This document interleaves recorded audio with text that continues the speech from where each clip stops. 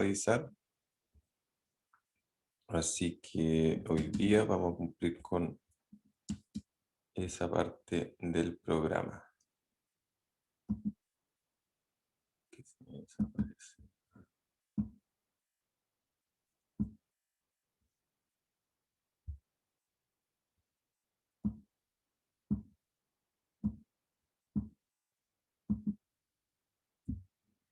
Ya, entonces, básicamente lo que vamos a discutir hoy día es acerca del sistema cardiovascular y la función del sistema cardiovascular tiene que ver con algo que hemos venido conversando ya hace rato, ¿cierto? Que es esto del mantenimiento del medio interno. Mantener las condiciones del medio interno para que las células puedan trabajar bien, puedan desarrollarse, puedan dividirse, puedan hacer todas las actividades que las células hacen. Entonces, una de las cosas centrales de esto es poder llevar a las células las cosas que necesitan y retirar desde el espacio extracelular, ¿cierto? Todo lo que es el medio intersticial, que está en directo contacto con las células, puede retirar entonces aquellas sustancias que son de desecho, ¿ya? Como el dióxido de carbono que proviene, como ya sabemos, de la actividad metabólica de las células, ¿ya? Entonces, por ejemplo, el sistema cardiovascular es importante en el sentido de poder llevar oxígeno hacia las células y poder retirar materiales que son de desecho, como es el caso del dióxido de carbono, ¿ya? Entonces, en el fondo, todo lo que este sistema de vasos sanguíneos, que son las arterias, las venas y algunos vasos pequeños entre medio, en especial los capilares, que es donde se hace el intercambio de gases, por ejemplo, entre lo que son las células y la sangre. Y además este sistema cardiovascular contiene una bomba, que es el corazón, y que permite entonces, que hace básicamente que la sangre pueda circular a través de los vasos sanguíneos, ¿ya? Entonces, como función de esto es transportar nutrientes, entonces a todas las células del organismo, entonces tiene que nutrir a bastantes, ¿cierto? A millones de células y retirar entonces aquellos que son desechos metabólicos de los órganos, eh, o sea, llevarlos básicamente a los órganos que son de excreción, como es el caso de los riñones, ¿cierto? De la piel, de los pulmones mismos, del intestino, ¿ya? Entonces hay un intercambio ahí bastante importante entre varios sistemas de nuestro cuerpo que permiten las funciones del sistema cardiovascular.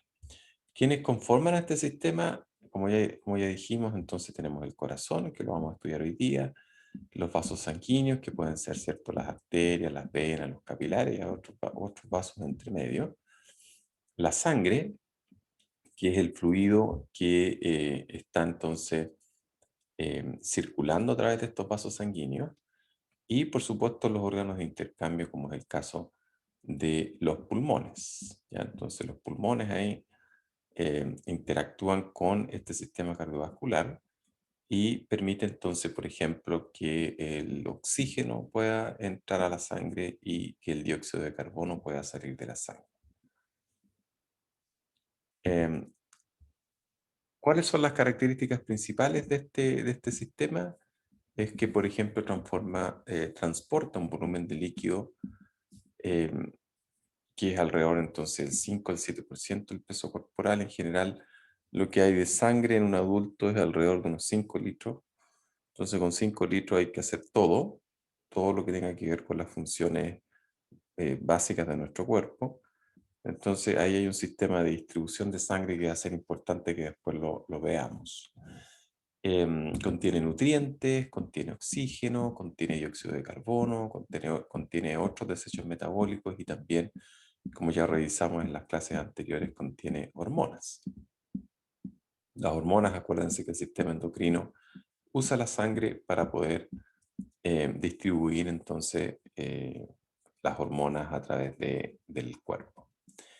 Está formado por el corazón. El corazón uno lo puede entender como un órgano que está formado por dos bombas. El corazón derecho, que es el que inyecta la sangre hacia los pulmones, ¿cierto? Que es una sangre que está empobrecida en oxígeno y va hacia los pulmones a oxigenarse.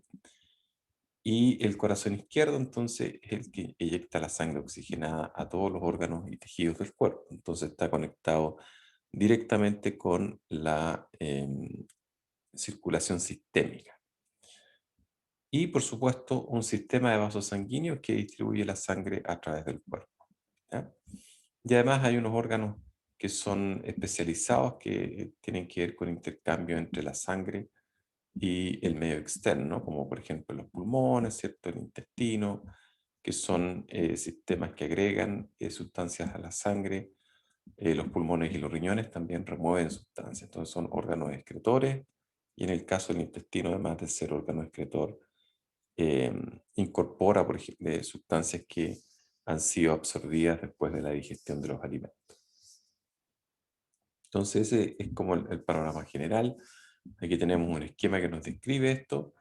El color del esquema hace referencia a la oxigenación de la sangre. Entonces tenemos el corazón derecho, que maneja un tipo de sangre que es baja en oxígeno y es alta en dióxido de carbono.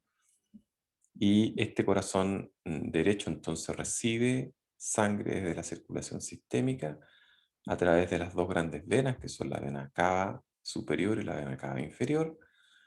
Y esto entonces llega hacia la aurícula derecha, esta sangre, y después entonces pasa hacia el ventrículo derecho. Vamos a ver un poco más del detalle de eso. Y luego entonces este corazón derecho eyecta sangre hacia la circulación pulmonar a través de las arterias pulmonares, las cuales entonces llevan sangre hacia los pulmones. Y desde los pulmones se devuelve la sangre una vez que ya ha sido oxigenada y que ha sido limpiada, digamos, del dióxido de carbono, del exceso de dióxido de carbono, y retorna a través de las venas pulmonares, retorna hacia el corazón izquierdo, hacia la aurícula izquierda y luego hacia el ventrículo izquierdo, donde es eyectada por la principal arteria de nuestro cuerpo, que es la aorta, y luego entonces por una serie de ramificaciones, entonces la sangre es conducida hacia los diferentes tejidos de nuestro cuerpo. ¿Ya? Entonces tenemos dos tipos de circulación: la circulación pulmonar o menor, que es la que describí, ¿cierto? Ventrículo derecho, pulmón hacia la aurícula izquierda, y la circulación sistémica o mayor, entonces que va del ventrículo izquierdo al resto del cuerpo y luego retorna hacia la aurícula derecha. ¿Ya?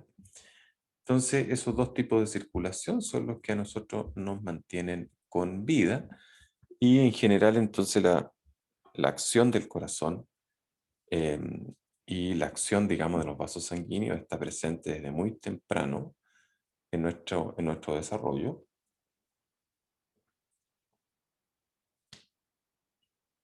Y es responsable entonces de mantener las células con vida.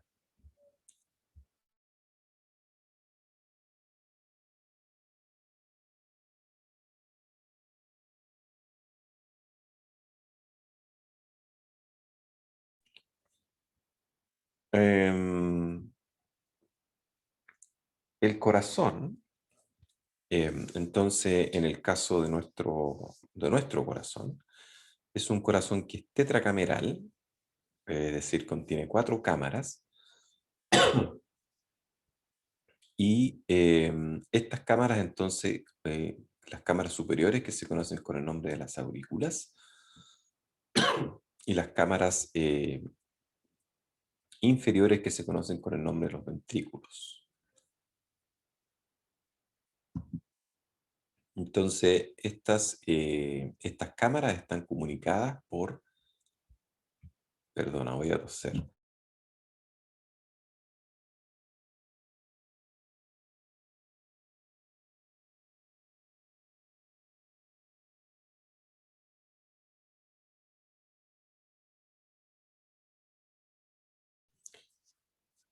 No es coronavirus, sino que simplemente hay una etapa de alergia a donde estoy yo que es bien molestoso estos meses. Ya, entonces decíamos que tenemos las aurículas, que son las cavidades superiores, los ventrículos, entonces, que son las cavidades inferiores, y estas cavidades, entonces, están comunicadas por estas válvulas, que se denominan las válvulas auriculoventriculares, y que están entonces regulando el paso de sangre entre aurículas y ventrículos. Y luego, entonces, desde los ventrículos están, los cuales están conectados con las grandes vasos sanguíneos, como es el caso de las arterias, arteria pulmonar y la arteria aorta, que se ve acá. Entonces la arteria pulmonar está contactada con el ventrículo derecho y el ventrículo izquierdo entonces está conectado con la aorta, ¿ya? Y estos vasos sanguíneos entonces también tienen válvulas, ¿ya? La válvula pulmonar y la otra que es la válvula aórtica. Entonces, permiten, en el fondo, junto con las válvulas auriculoventriculares, permiten que el flujo de sangre sea mayoritariamente unidireccional, ¿ya? Entonces, que vaya desde el corazón, desde los ventrículos del corazón hacia las circulaciones que comentamos recién. ¿Ok? La válvula que está en el corazón derecho, regulando la sangre, que es la válvula auriculoventricular, se llama la válvula tricúspide, y la válvula entonces que está en el corazón izquierdo se llama la válvula mitral, ¿ya? Y los nombres tienen que ver con cuántas valvas tienen las válvulas, ¿ya? Es decir, con cuántas hojas tienen las válvulas. Una tiene tres, por eso que se llama tricúspide, y la mitral tiene dos valvas, dos hojas. Pero en el fondo la función es básicamente la misma, ¿cierto? Que es poder permitir el flujo de sangre.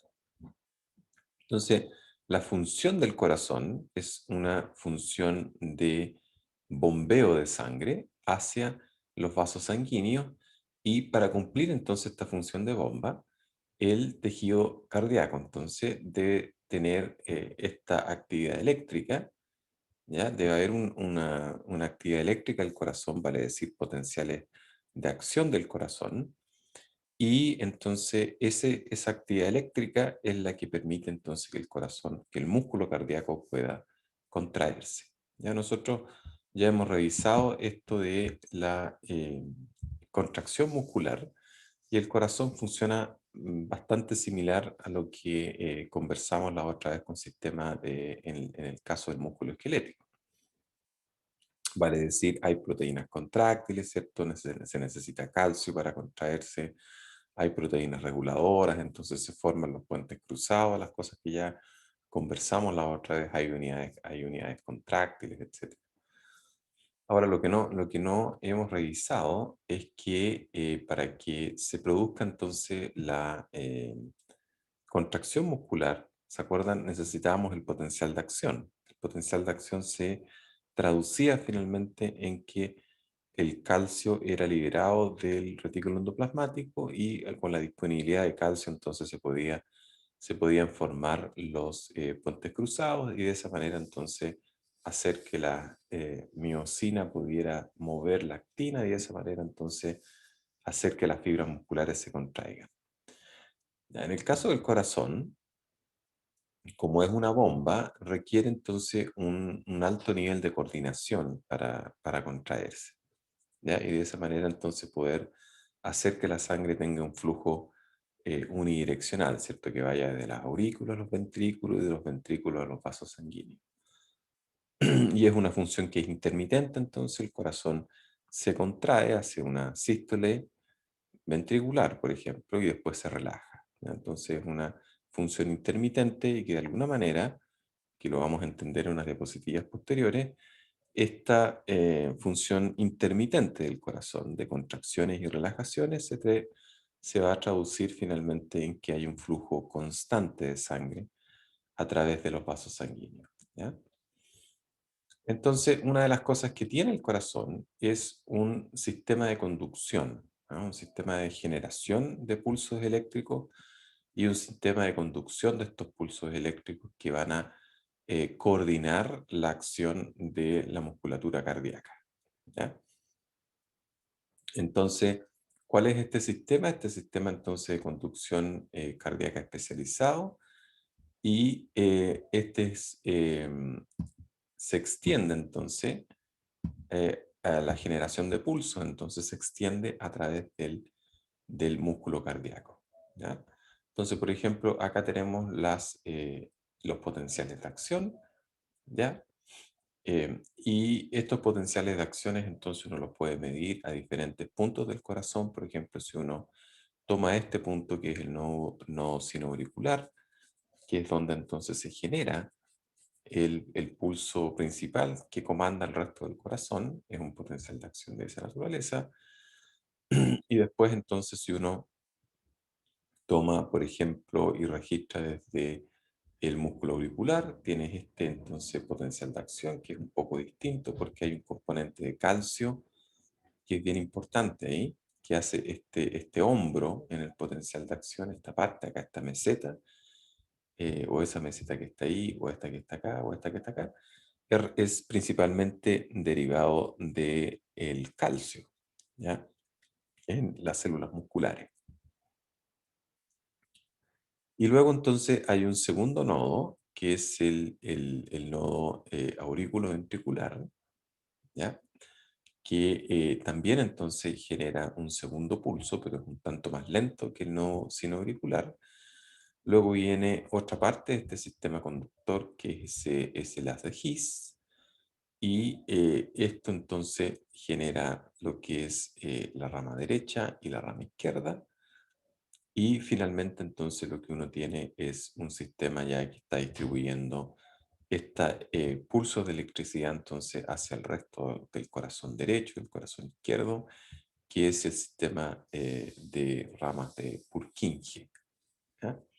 Entonces, todos nosotros sabemos de que nuestro corazón puede ser registrado a través de un electrocardiograma, el ECG, un electrocardiograma, que entonces permite determinar la actividad eléctrica del corazón y es una herramienta de diagnóstico bien importante que se usa en clínica y que es bien importante, por ejemplo, para saber si el corazón está teniendo un infarto al miocardio o, por otro lado, ¿cierto? Si no estamos hablando de nada patológico, si el corazón está funcionando de manera adecuada, ¿cierto? Entonces tiene estas ondas, lo vamos a discutir en un ratito más.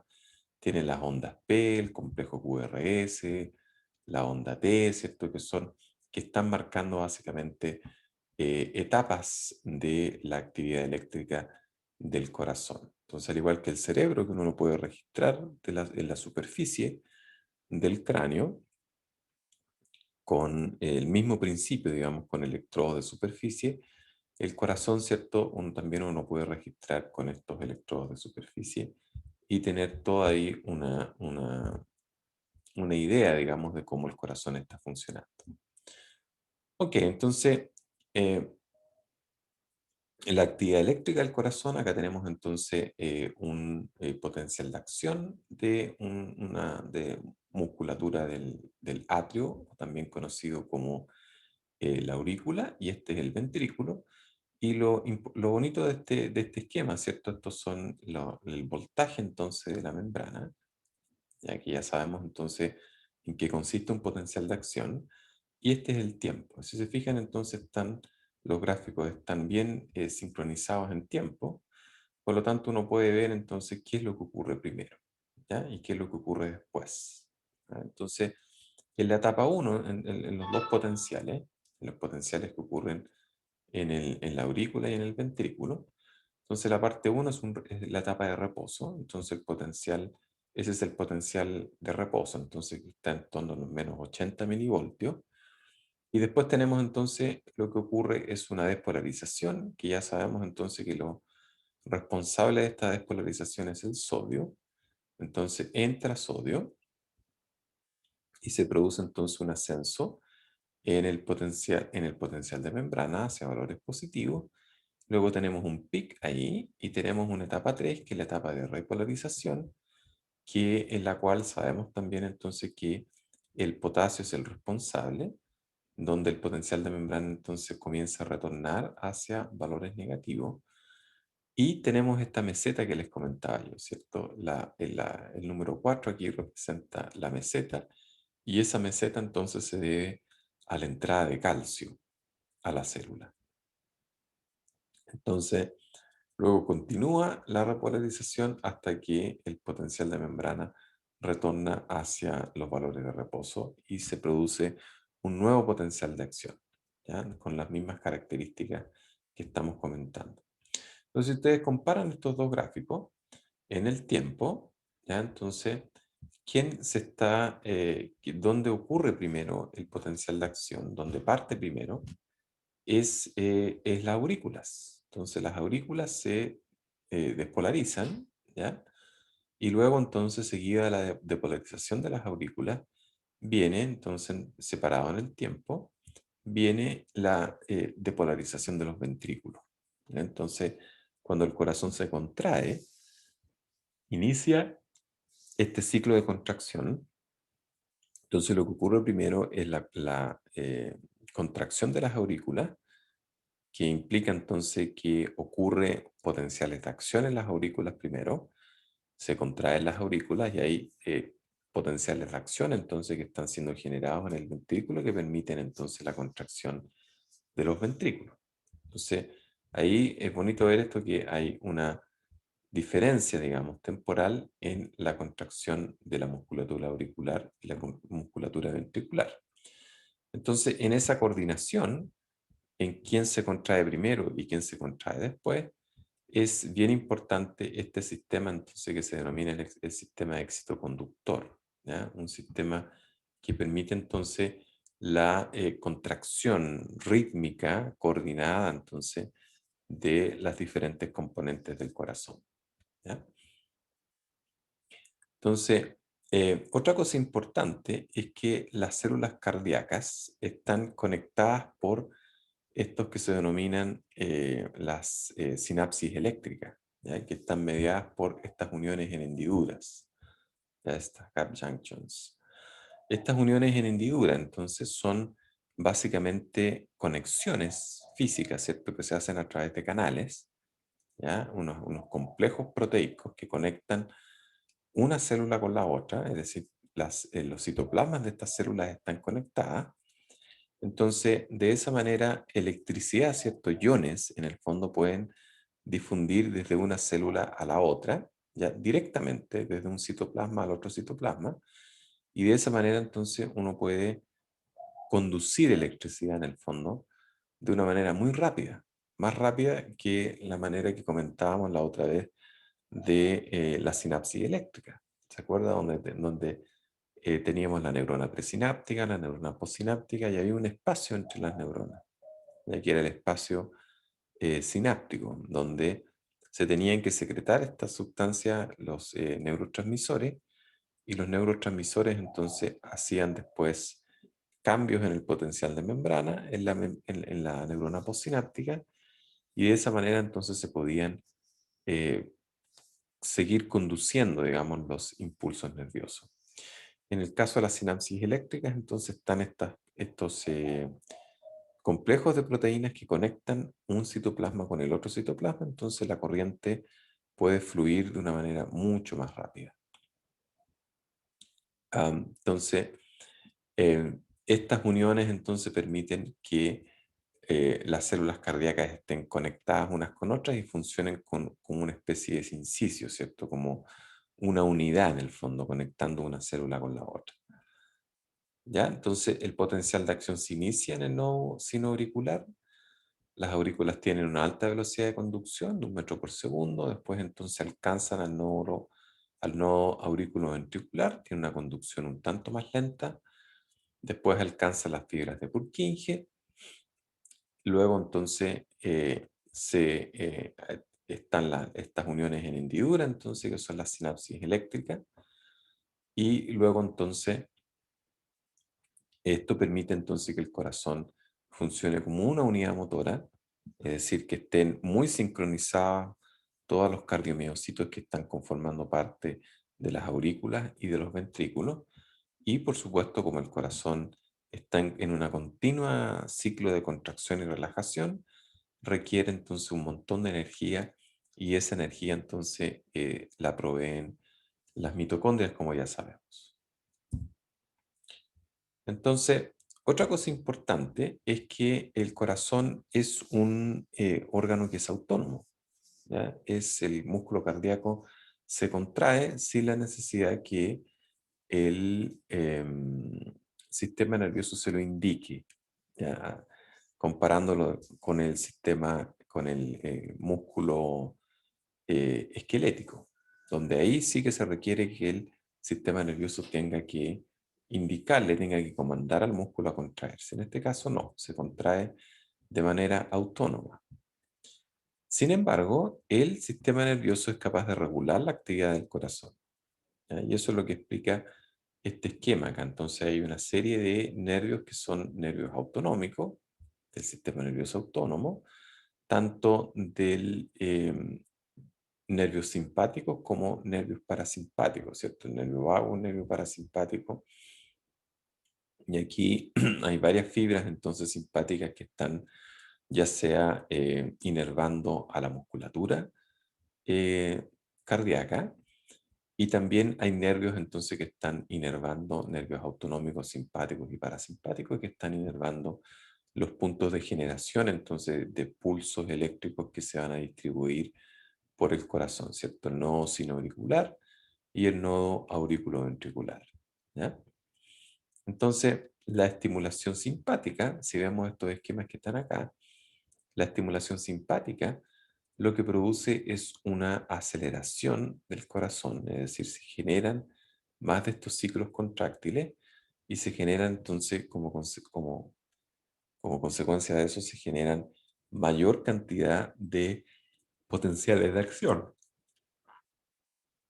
Y la estimulación vagal, es decir, la estimulación parasimpática, lo que hace entonces es desacelerar el corazón, ¿ya? Entonces, si uno quiere que el corazón lata más rápido o lata incluso con más fuerza, nosotros podemos usar el sistema nervioso simpático y si queremos entonces que el corazón haga lo contrario, desacelerar el corazón o que lata con menos fuerza, entonces lo que hacemos es utilizar el sistema nervioso parasimpático, ¿ya?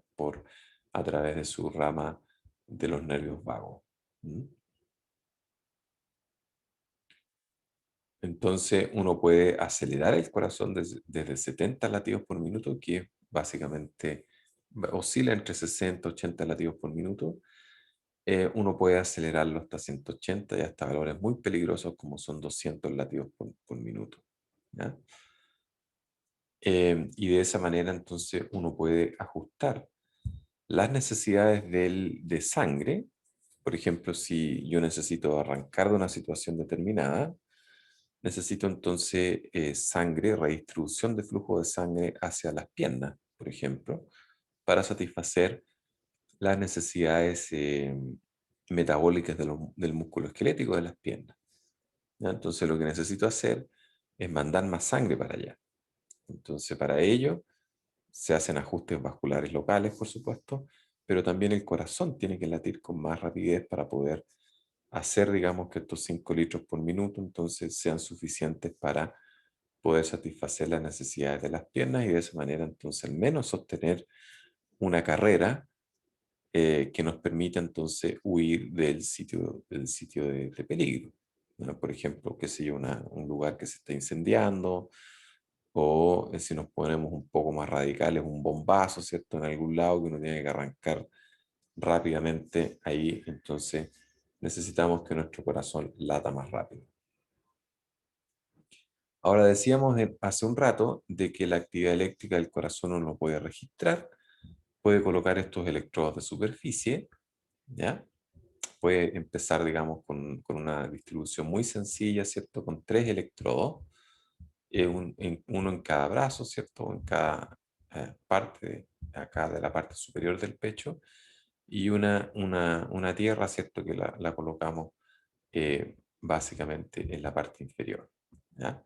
Y uno puede utilizar más electrodos, ¿cierto? Para tener mayor resolución, básicamente, de la actividad eléctrica del corazón, es decir, de dónde están, de qué parte del corazón entonces está derivando esta actividad eléctrica, ¿ya? Y lo que obtiene uno es, básicamente, en promedio acá, lo que uno obtiene es este tipo de trazos, ¿cierto? Que uno lo puede ver en un papel milimetrado ahí, y puede entonces hacer una serie de mediciones que permiten establecer entonces si el corazón está funcionando de manera adecuada o de manera patológica o anómala. Entonces lo que tú tienes acá es el potencial de membrana, en el fondo los milivoltios, el voltaje, y acá tienes el tiempo, ¿ya? Entonces eso es lo que ocurre. Tenemos la onda P, que es una onda positiva, ¿ya? De voltaje positivo. Luego hay un intervalo y ocurre entonces este complejo QRS, ya que tiene una deflexión ahí negativa, que es la onda Q, y luego entonces una larga onda, ¿cierto? Positiva, que es la onda QR, y luego entonces una deflexión ahí del potencial de membrana negativo, que es la onda RS, ¿ya? Entonces todo eso se llama el complejo QRS, y como vamos a ver en un ratito, representa fenómenos que están ocurriendo dentro del ventrículo. Y finalmente, después tenemos un segmento acá isoeléctrico que está en torno al cero, de potencial de 0 milivoltios. Y luego entonces tenemos esto que es la onda T, que es otra onda que es que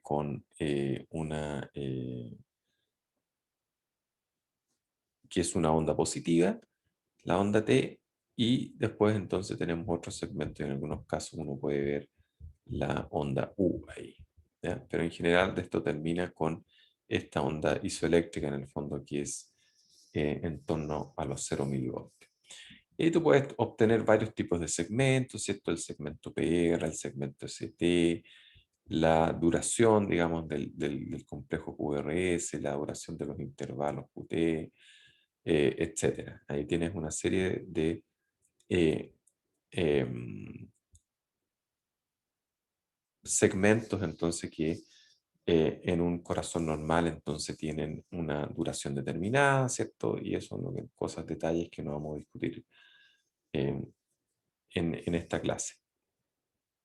Entonces acá tenemos nuevamente el mismo tipo de trazo que discutimos recién, entonces, y algunas mediciones que pueden ser interesantes de saber. Por ejemplo, un cuadradito de esto del papel milimetrado, entonces, del electrocardiograma, es alrededor de 1 milímetro, y es un tiempo, entonces, es 0,04 segundos. Entonces uno puede, utilizando estos cuadraditos, entonces, de 1 milímetro, puedes determinar cuánto entonces dura cada uno de estos eventos, y compararlos entonces con las mediciones de un corazón normal, y entonces saber qué tipo de patología, por ejemplo, está presentando la persona que se está haciendo el electrocardiograma.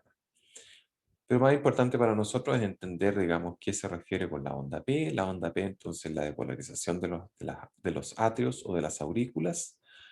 El complejo QRS hace referencia a la depolarización de los ventrículos, y la onda T entonces hace referencia a la repolarización ventricular. Entonces, este complejo acá, que es el complejo QRS, y la onda T hace referencia entonces a lo que sucede en los ventrículos, y la onda P hace referencia a lo que ocurre entonces en las aurículas, ¿ya? Y el resto entonces son segmentos que son de interés más para el entender, digamos, fenómenos patológicos del corazón.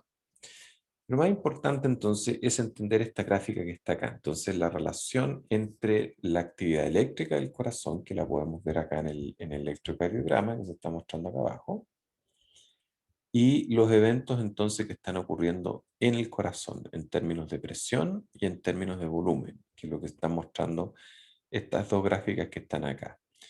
Y como caviar, entonces se agregan este fonocardiograma, que en el fondo son los ruidos del corazón, ¿ya? Que uno los puede detectar con un fonendoscopio o un estetoscopio, que permite entonces detectar el ruido que hacen básicamente las válvulas auriculoventriculares o las válvulas aórticas o pulmonares, digamos, que son los ruidos que son detectados entonces producto del funcionamiento del corazón. Entonces hagamos una relación entre lo que es la presión del corazón que se está determinando acá en la curva roja que estoy mostrando y el volumen del corazón, el volumen de sangre que se está entonces mostrando en la curva azul, ¿ya? Y eso tratar de relacionarlo entonces con los eventos que uno puede registrar en el electrocardiograma y los ruidos cardíacos, ¿ya? Entonces, este periodo que está acá es una sístole ventricular, este periodo es una diástole y esto es una sístole. Entonces, el ciclo cardíaco tiene un periodo de contracción que se llama sístole y un periodo de relajación que se llama diástole, ¿ya? Entonces, y así se va produciendo esta alternación de estos dos ciclos, contracción y relajación. ¿Ya? Entonces, fíjense ustedes que la presión durante la sístole, ¿ya? Esto está medido en el ventrículo izquierdo, pero es válido entonces para los otros componentes del corazón. Lo que tenemos entonces que durante la sístole, que es la contracción del músculo cardíaco, del músculo ventricular, hay un aumento entonces de presión dentro de la cavidad ventricular, ¿ya? Y este aumento de presión entonces se relaciona con una disminución en el volumen de sangre entonces al interior del ventrículo, ¿ya? Y luego entonces durante la diástole hay una baja presión dentro del ventrículo que se relaciona entonces con un aumento en el volumen de sangre al interior del ventrículo izquierdo, ¿ya? Y luego entonces ocurre otro periodo de sístole donde hay un incremento en la presión y lo que se relaciona entonces con una disminución del volumen de sangre, ¿ya? Entonces, en relación con la actividad eléctrica, este complejo QRS entonces está relacionado con la contracción, con la sístole, ¿cierto? Y con el aumento de presión en el interior del ventrículo y una disminución del volumen. Entonces, eso es lo que antecede estos eventos de aumento de presión y disminución de volumen, es el complejo QRS. Y luego entonces, donde hay una repolarización de los ventrículos, ¿ya? Y esto entonces se relaciona, la onda T entonces está relacionada con esta parte entonces donde el ventrículo está relajado, ¿ya? Donde hay una repolarización, entonces para prepararlo para una nueva contracción, y luego entonces viene otro complejo QRS que va entonces a producir la contracción de los ventrículos, ¿ya? Y la disminución del volumen entonces. Esta disminución de volumen al interior del ventrículo se relaciona con la fase de eyección, ¿cierto? La fase de eyección de sangre, ¿ya? Y esa fase de eyección de sangre es justamente la que lleva la sangre hacia la arteria pulmonar. Y de la arteria pulmonar, entonces, la sangre se distribuye hacia el resto del sistema cardiovascular, ¿ya? Y en relación con los sonidos, lo que tenemos es que cuando se cierran las válvulas auriculoventriculares, entonces se produce el primer ruido, y cuando se em, cierran las válvulas que son las válvulas aórticas, se producen el otro ruido, digamos, que uno puede detectar con bastante claridad en el fonocardiograma, ¿cierto? El cierre acá de la válvula aórtica Entonces es el segundo ruido que uno puede determinar. Estos son los dos ruidos que uno puede detectar con mayor precisión, digamos, con el estetoscopio. ¿Ya? Estos dos ruidos entonces son los que son detectables con el estetoscopio, con otra medición que uno puede hacer, ¿cierto?, de la actividad del corazón. ¿Ya? Esos son los principales eventos entonces que uno puede discutir en este esquema. Hay otros detalles también que tú los puedes revisar después con un poquito más de calma. Ahora, para ir como a unos términos eh, volumen, digamos, como de volumen de sangre en el corazón y así conectarnos entonces con hemodinamia en el fondo, que es el flujo de sangre dentro del sistema cardiovascular. Entonces, hay algunos conceptos que son importantes de revisar. El volumen de término de la diástole, entonces es el volumen de sangre que hay en el ventrículo después de su relajación. Entonces, en el fondo es el volumen de llenado. Entonces, cuando el corazón está relajado, se está llenando de sangre. Entonces, las aurículas se llenan de sangre y básicamente a través por un evento, la mayor cantidad de la sangre entonces fluye básicamente por gravedad desde las aurículas hacia los ventrículos, porque ahí están abiertas las válvulas auriculoventriculares, entonces está fluyendo sangre desde las válvulas, están las cuatro cámaras en relajación, entonces está pasando sangre al interior de los ventrículos desde las aurículas, entonces hay un volumen ahí en la diástole, entonces, que es el volumen de término, que es el volumen de llenado, entonces el máximo volumen que están manejando los ventrículos. Luego el volumen al término de la sístole, ¿ya? Entonces, que es el volumen de sangre que queda en los ventrículos después de la contracción. Entonces, un volumen de eyección en el fondo, un volumen pequeño, entonces, que queda en los ventrículos después de cada eyección de los ventrículos. Y el volumen de eyección o volumen sistólico es el volumen total de sangre que se expulsa desde el ventrículo en cada contracción, ¿no? Entonces el volumen de eyección no va a ser otra cosa que el volumen de llenado, ¿cierto? Al término de la diástole, menos el volumen al término de la sístole. En el fondo, el volumen de llenado, ¿cierto? Menos el volumen de sangre que queda en los ventrículos. Entonces, esa sustracción ahí es lo que se conoce con el nombre del volumen de eyección, ¿ya? Y la fracción de eyección es el volumen al final de la diástole que se expulsa en un ciclo. Entonces, la fracción en el fondo va a representar, va a ser representada por esta ecuación ahí donde está básicamente el volumen de eyección dividido entonces por el volumen de llenado. Entonces, eso es lo que va a determinar entonces esta fracción de eyección de sangre desde los ventrículos, ¿ya?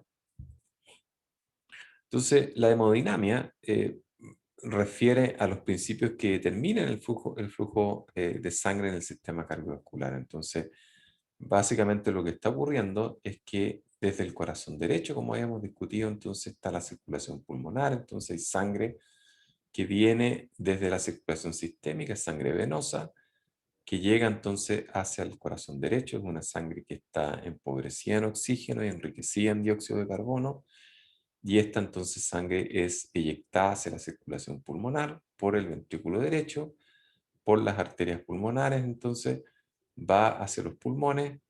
En los pulmones la sangre se oxigena, se remueve el exceso de dióxido de carbono y retorna entonces a través de las venas pulmonares hacia el corazón izquierdo.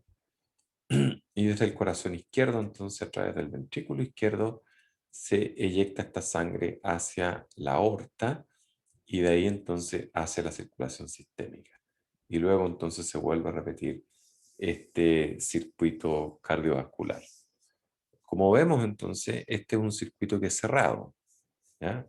En ningún minuto la sangre escapa desde este sistema cardiovascular a menos que exista un daño en algún vaso sanguíneo o un daño en la bomba, ¿cierto? Una ruptura de la pared del corazón que implique, digamos, que haya extravasación de sangre, digamos, que salga la sangre de este circuito cardiovascular. ¿Ya? Entonces, para que fluya la sangre, alimentando a estas dos circulaciones, circulación pulmonar y la circulación sistémica, hay una serie de principios entonces que están operando para que ello ocurra. ¿Ya? Vamos a revisar algunos de ellos y los otros quedarán de tarea y aparecen por lo general en los libros de texto. ¿Ya? Entonces, Profe, sí. es que no entendí lo último de recién, no, la anterior a esa, de la fracción de eyección, no entendí qué era. Ah, ya, la fracción de eyección entonces es en el fondo, si lo entendemos acá en la ecuación, entonces es cuánta sangre el corazón está eyectando, ¿ya? Es decir, el volumen de eyección, cuánta sangre se está sacando del ventrículo, y ese volumen de sangre, entonces, yo lo divido por el volumen de llenado en el fondo del corazón. Entonces, en el fondo es cuánta sangre entró al ventrículo. Es, en el fondo, en otras palabras, es cuánta sangre está saliendo del ventrículo dividido con cuánta sangre había entrado al ventrículo. Y eso entonces, esa división, representa lo que es la fracción de eyección, es decir, la fracción se refiere en el fondo a cuánta sangre efectivamente salió del corazón. No sé si queda un poco más claro.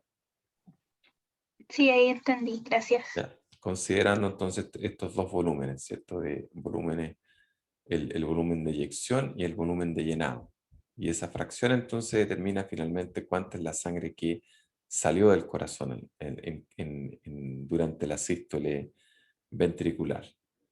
Y eso es importante porque esa fracción de eyección, si uno lo ve después en fisiopatología, determina en el fondo cuán eficiente el corazón está siendo, ¿ya? En cada una de las contracciones que está generando. Porque un corazón que es deficiente, es decir, por ejemplo, es deficiente en términos de contractibilidad, un corazón que ya no se contrae, digamos, con la misma fuerza que un corazón saludable, lo que ocurre entonces es que estos parámetros se alteran. Y uno de los parámetros que se altera es la fracción de eyección. Este parámetro aparece en estos, cuando uno se hace un Doppler del corazón, se hace un ultrasonido del corazón, aparece este parámetro porque es importante en términos de ver si el corazón está funcionando con una eficiencia determinada o si el corazón está deficiente. Cuando es deficiente, esta fracción cae, porque ya no se está eyectando, digamos, toda la sangre que el corazón tiene. Entonces el volumen de eyección es menor, y si el numerador acá, ¿cierto? Que es el volumen de eyección es menor, entonces la fracción de eyección es menor, ¿ya? Porque esta división entonces se hace más pequeña, porque no todo el volumen de sangre que contiene el ventrículo se está sacando a través de cada una de las contracciones que el corazón hace.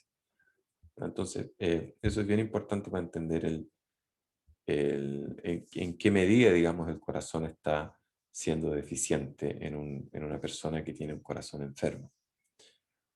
Entonces, vamos a entender algunos conceptos de hemodinamia, por ejemplo, el gasto cardíaco y el retorno venoso, y el flujo en los tejidos. Entonces, que eso es lo más importante entonces que tiene que establecer la función cardíaca, ¿cierto? Que fluya sangre hacia los tejidos y que los tejidos entonces, como ya sabemos, se oxigenen, ¿cierto? Y se limpien, entre otras cosas, de dióxido de carbono producidos por el metabolismo de las células.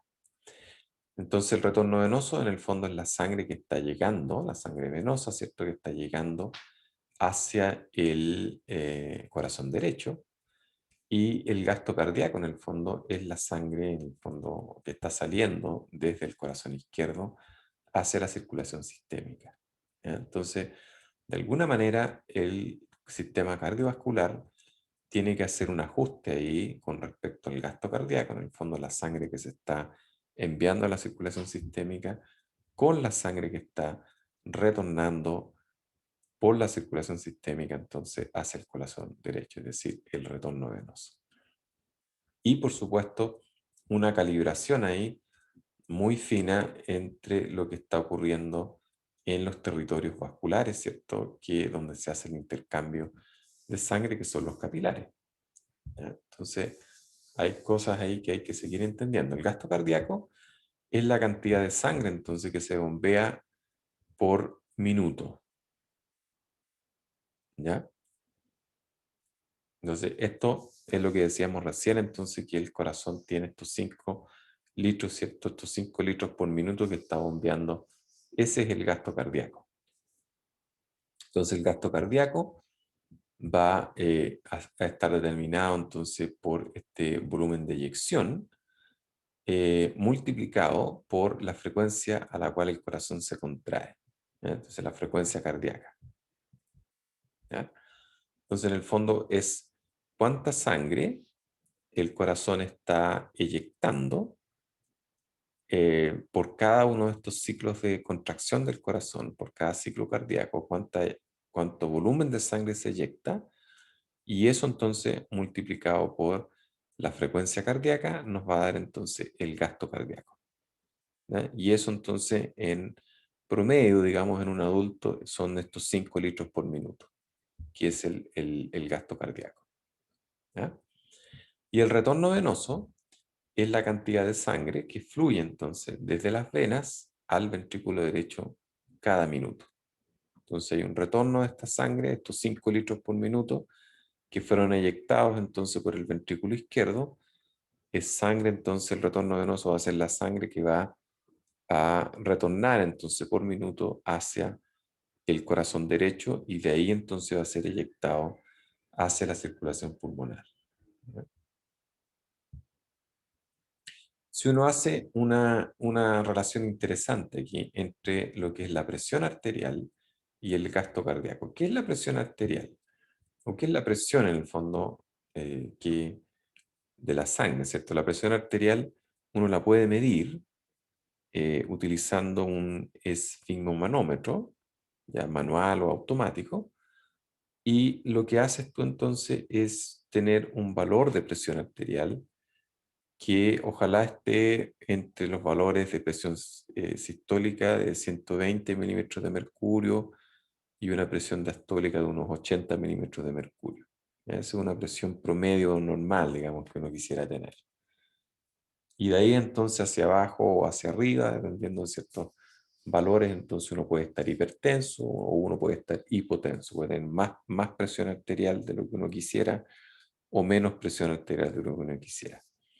Y la presión arterial entonces no es otra cosa que la presión que ejerce la sangre sobre la pared de las arterias. En general la sangre va a ejercer presión en los vasos sanguíneos independientes si esto es arteria o estos son venas.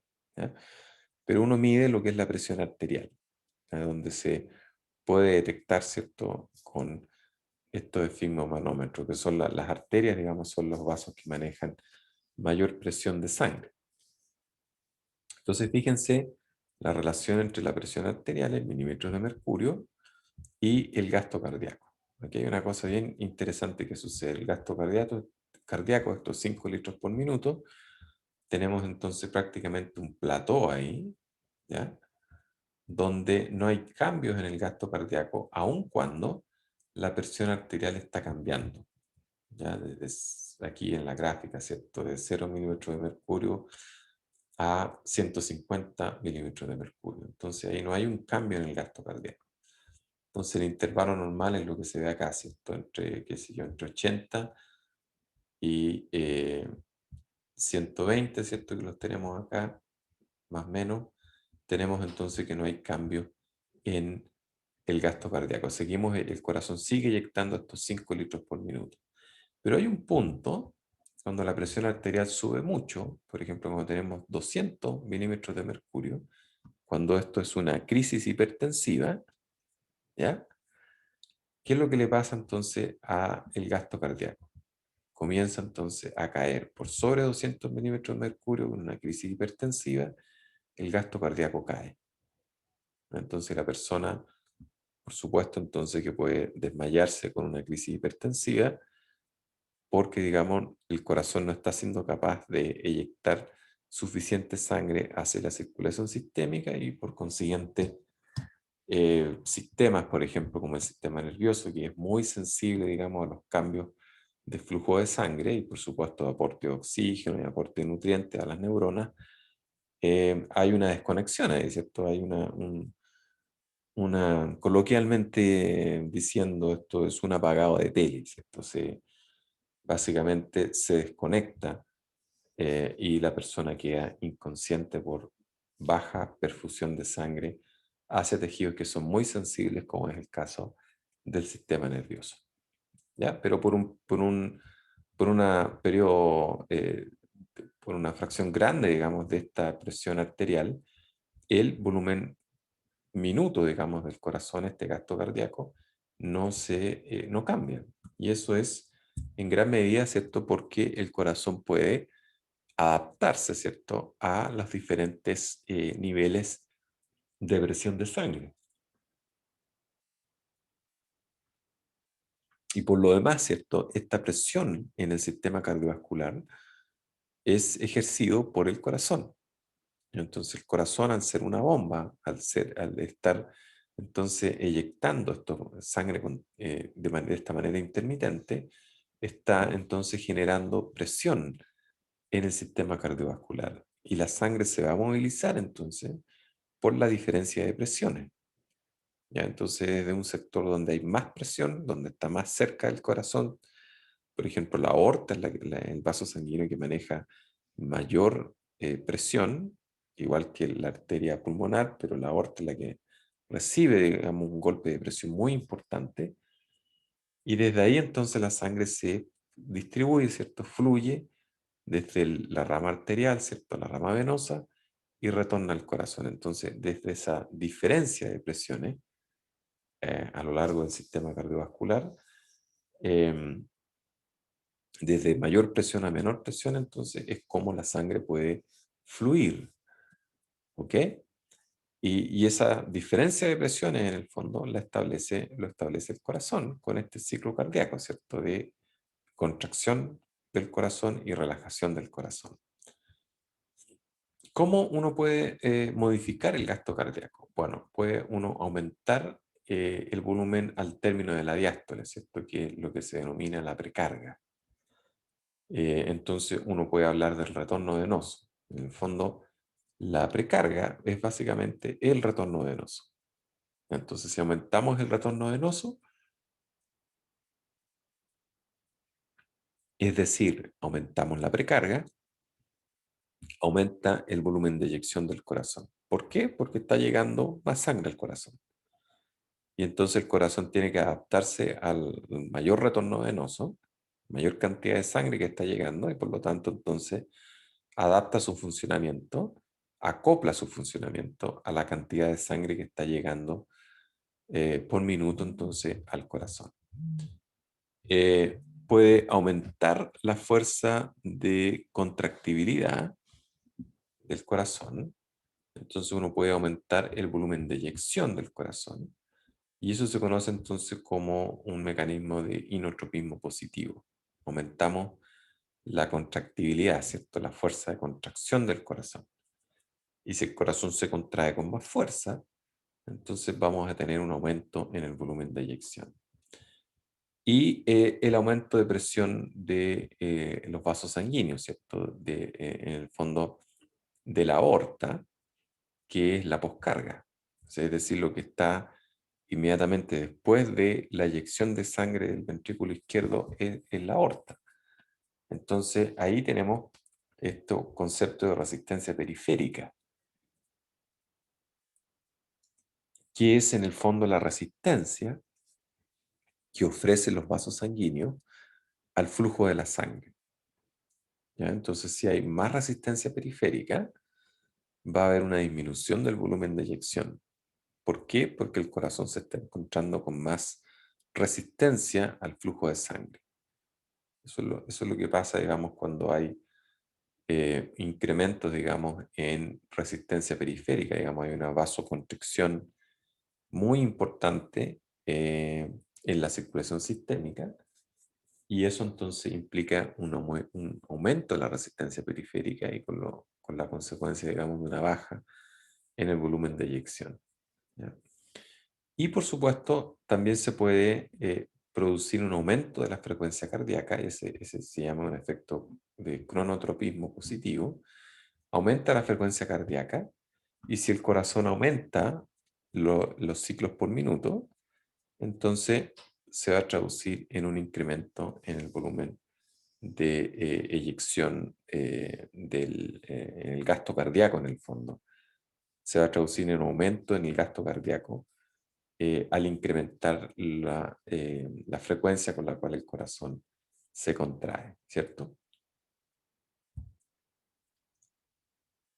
Em, y por supuesto, entonces, este acoplamiento, digamos, entre el funcionamiento del corazón y el funcionamiento de los vasos sanguíneos propiamente tal, va entonces a tener un efecto, digamos, sobre la distribución de sangre a nivel de los sitios de intercambio, ¿cierto? Que son los capilares. Entonces, esto es lo que ocurre en la parte arterial. En el fondo es un sistema que es divergente porque parte, digamos, de vasos sanguíneos grandes, como es el caso de la aorta, y se va ramificando, va haciendo una divergencia, ¿cierto? Se va ramificando en vasos más pequeños hasta llegar entonces a las arteriolas y de ahí entonces a los capilares, que son estos vasos de intercambio. Son vasos muy delgaditos que permiten entonces el flujo de sustancia, el intercambio de sustancia entre lo que son los tejidos y la sangre y los tejidos. Y luego viene el sistema venoso, que es un sistema convergente porque parte de vasos pequeños, ¿cierto? Parte de las vénulas, y de ahí entonces se van formando los vasos más grandes por convergencia de venas, hasta llegar a vasos grandes, ¿cierto? Como son las venas cavas, que son las que retornan la sangre hacia el corazón, ¿ya? Entonces, un sistema arterial que es divergente y un sistema venoso que es convergente, ¿ya? Desde grandes vasos a vasos pequeños, divergencia, y desde vasos pequeños a vasos grandes, que es la convergencia que uno ve en las venas. Hay una pregunta en el chat. Estos factores, digamos, de acoplamiento entre la función cardíaca y la función que es de los vasos sanguíneos, son todos automáticos en el fondo, ¿ya? No son voluntarios, no son gobernados por la voluntad. Si bien es cierto, hay alguna medida, digamos, que uno puede, con cierto tipo de entrenamiento, digamos, controlar. Por ejemplo, uno puede reducir, digamos, la frecuencia cardíaca eh, pensándolo, digamos, por ejemplo, con técnicas de meditación. Uno puede llegar a un cierto grado de control, digamos, donde uno puede voluntariamente, a través del sistema autonómico, ¿cierto? Que es un sistema involuntario, hay una especie de paradoja ahí, pero uno puede pensar, ¿cierto?, en trabajar esto, en bajar la frecuencia cardíaca.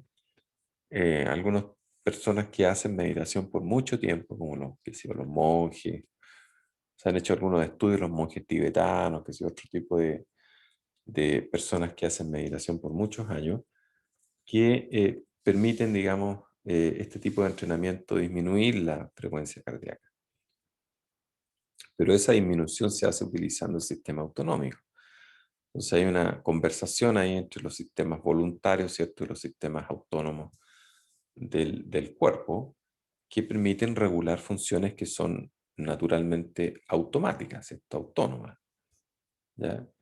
que no dependen, digamos, de nuestra voluntad, ¿cierto? Son mecanismos reflejos que actúan, digamos, ya sea localmente en esta interacción entre lo que es vaso sanguíneo y corazón, y algunos que comprometen entonces el sistema nervioso de regiones que están comandadas especialmente por el hipotálamo, ¿cierto? Por el troncoencéfalo, que son estructuras autonómicas, digamos, que regulan las funciones cardiovasculares. Entonces me preguntaban recién en el chat.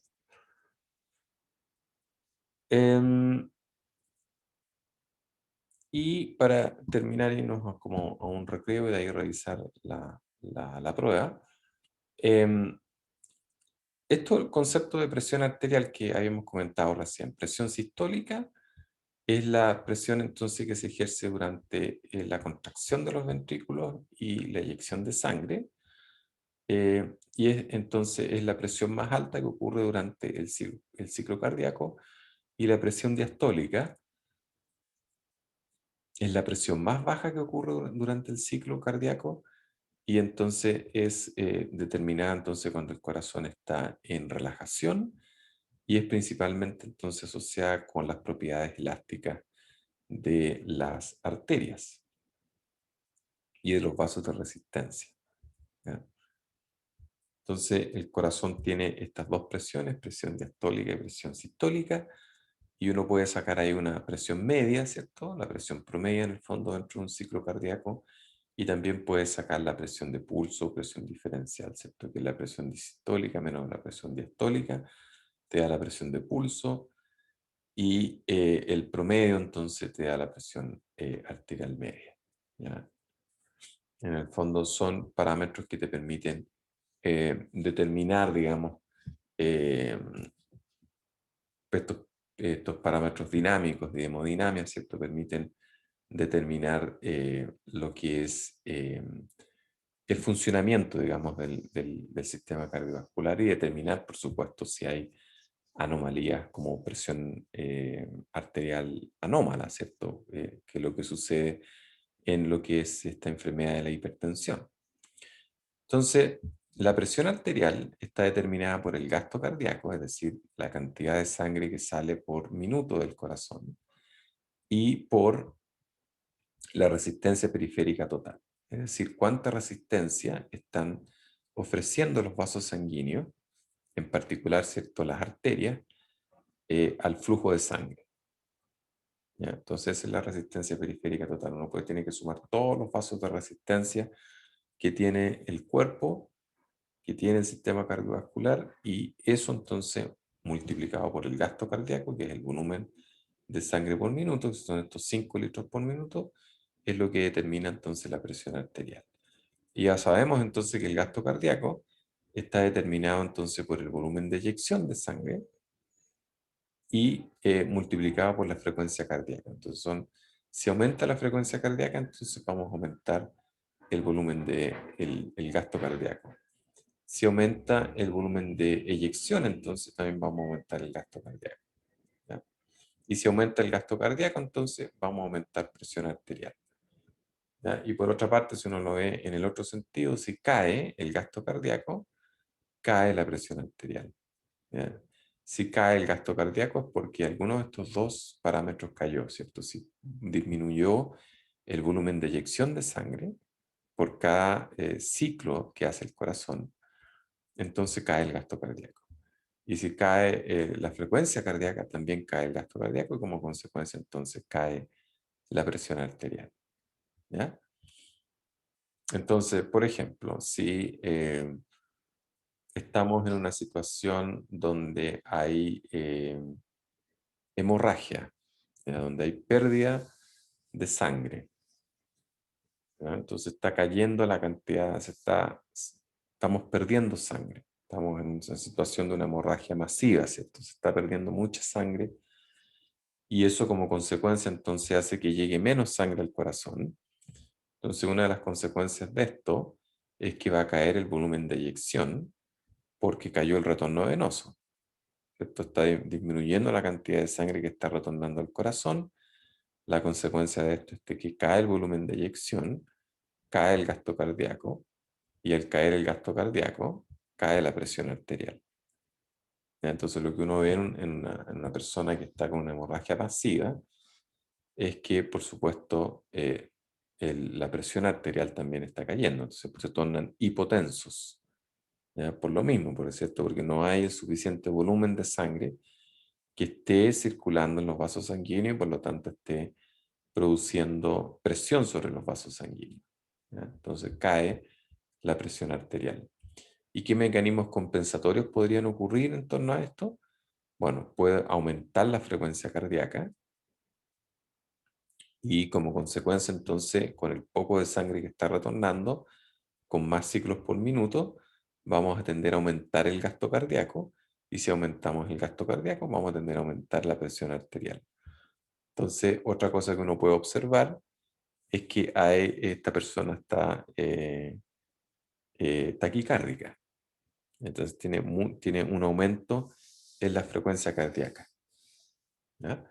Y lo otro que también puede ocurrir es que hay un incremento en resistencia periférica total, ¿cierto? Los vasos sanguíneos y varios territorios que las arteriolas entonces se han vasocontraído, entonces han cerrado varios territorios vasculares para poder mantener, digamos, flujo de sangre hacia los órganos que son de interés, ¿cierto? De mantener con sangre, por ejemplo, el mismo corazón y el sistema nervioso, ¿cierto? Para mantenerlos irrigados con suficiente sangre. El hígado también, los pulmones, ¿cierto? Pero, por ejemplo, musculatura esquelética, en una situación de emergencia, como es una hemorragia masiva, no necesitas mantenerla con mucha sangre. Entonces, esa redistribución de flujo se hace utilizando estos vasos de resistencia, ¿cierto? Que son las arteriolas y que permiten manejar esto eh, de flujo de sangre hacia los territorios determinados. ¿Ya? Entonces, la regulación de la presión arterial se hace a través de mecanismos que son de corto plazo y mecanismos que son de largo plazo. Los mecanismos de corto plazo son estos mecanismos reflejos, ¿cierto? El barorreflejo, sensores de presión, el sistema nervioso autónomo, ¿cierto? Que va entonces a determinar estos reflejos, digamos, vasculares o cardiovasculares, que van a determinar entonces cambios en presión, determinando en presión arterial, por ejemplo, produciendo vasoconstricción o vasorelajación, cambiando la resistencia periférica o cambiando la actividad del corazón, ¿cierto? Haciendo que se lata con más frecuencia o menos frecuencia. Y hay cambios a largo plazo, ¿cierto? Que son a través de hormonas, ¿cierto? Que son vasodilatadores o vasoconstrictores. Y, por supuesto, a nivel ya más sistémico, como es la incorporación de otros órganos, como es el caso del riñón, ¿cierto? Que tiende a manejar, se encarga, digamos, del balance hidroelectrolítico y por tanto, entonces, se encarga de manejar el volumen de sangre que está circulando en el sistema cardiovascular. ¿Ya? Eso es lo que hacen los riñones. Ya, yo creo que hasta aquí vamos a llegar. Vamos a hacer un recreo de unos 10 minutos y luego retornamos para revisar la prueba, ¿ya? Ya, profe, gracias. Ahí estamos grabando. Ya decíamos entonces que la presión arterial tiene estos mecanismos de regulación de corto y largo plazo. Revisemos algo de esto del corto plazo. Aquí hay un esquemita que les resume este mecanismo reflejo. ¿Ya? Entonces, fíjense, acá tenemos el corazón, acá tenemos vasos sanguíneos, ¿ya? Aquí tenemos otros vasos sanguíneos, y tenemos al sistema nervioso central. Acá tenemos al troncoencéfalo, que es una porción del troncoencéfalo, que es el bulbo raquídeo, y tenemos la médula espinal. ¿Ya? Ahora, ¿por qué tenemos todos estos componentes? Bueno, el corazón recibe, ya sabemos entonces que recibe inervación de fibras simpáticas y parasimpáticas, ¿cierto? Control autonómico, estas que vienen por el nervio vago acá, que es el 10º par craneal, entonces van a inervar al corazón, y también de neuronas simpáticas que vienen aquí de la médula espinal, ¿cierto? Y que van a inervar también al corazón. Entonces, en el corazón hay una convergencia ahí de fibras simpáticas y parasimpáticas.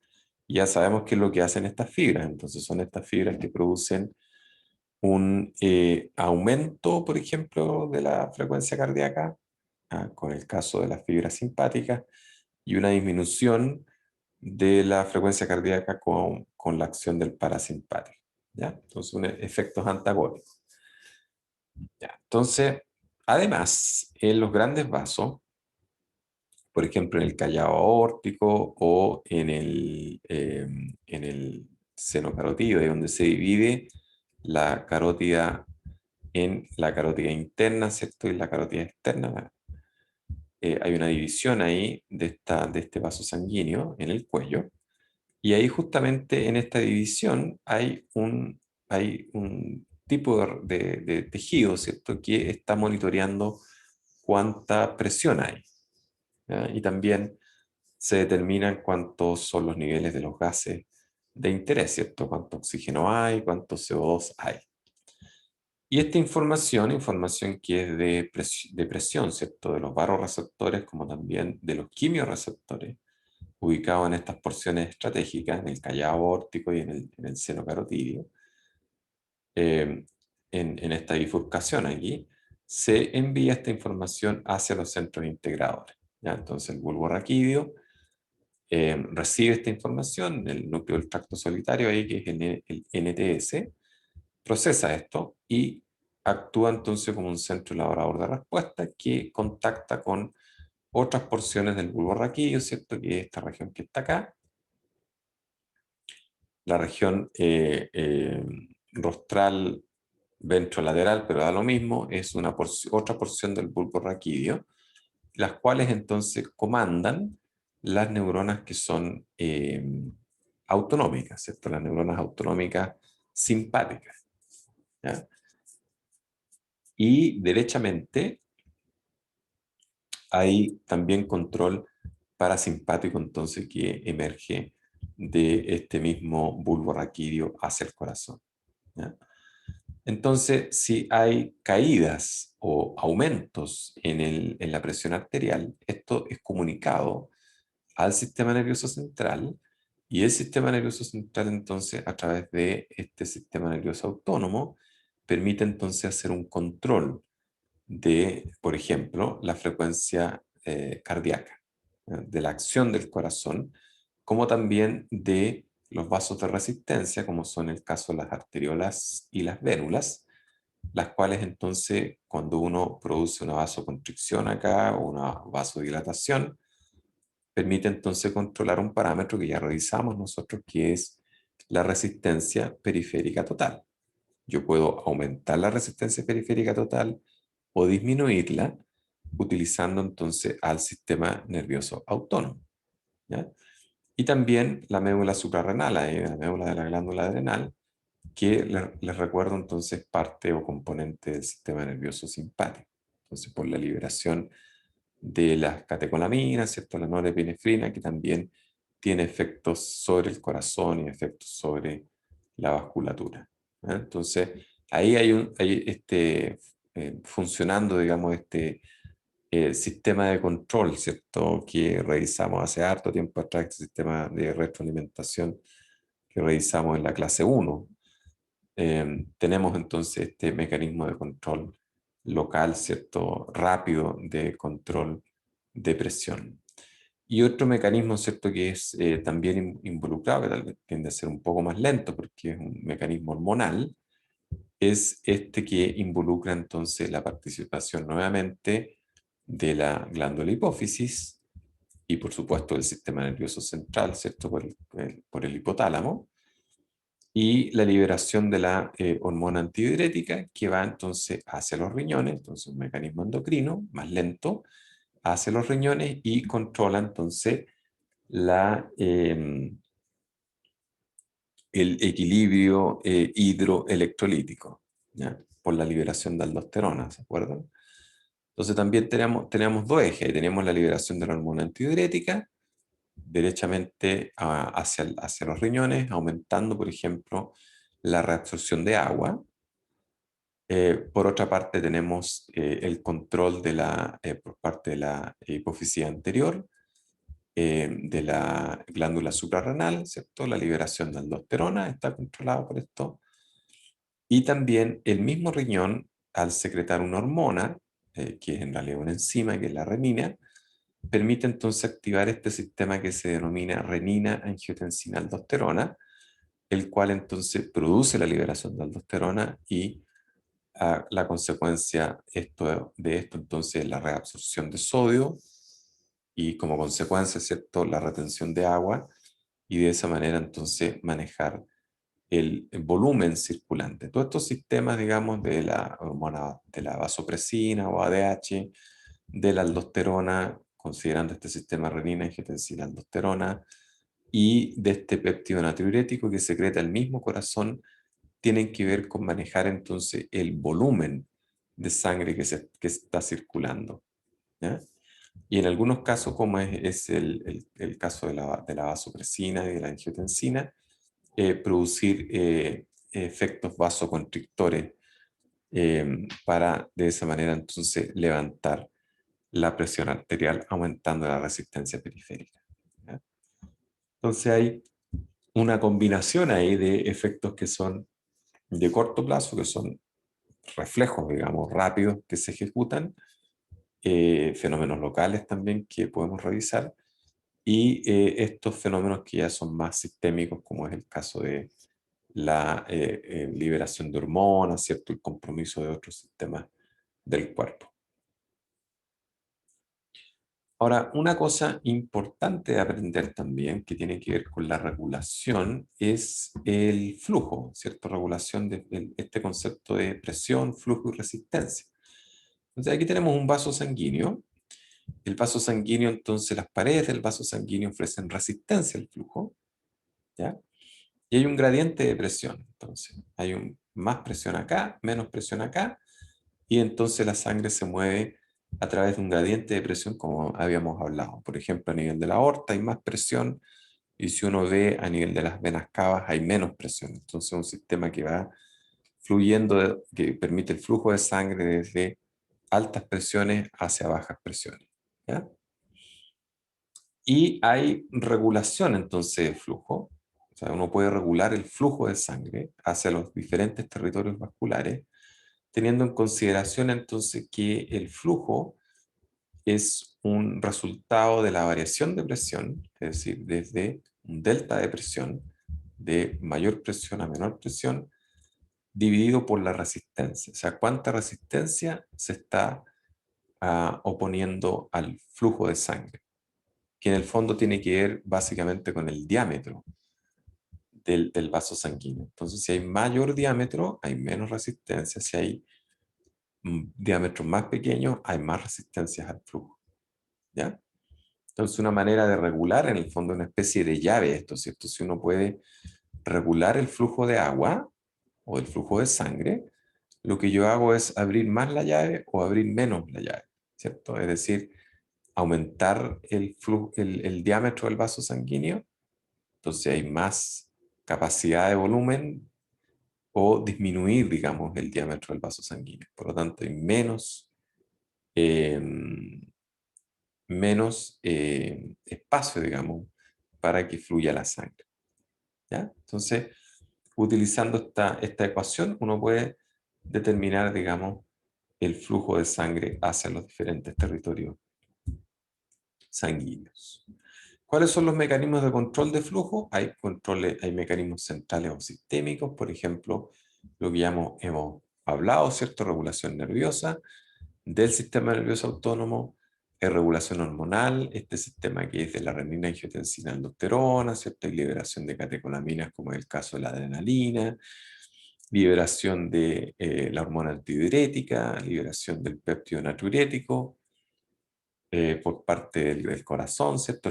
Fíjense ustedes que el mismo corazón participa como un organismo que libera una sustancia hormonal, ¿cierto?, que actúa con mecanismos endocrinos.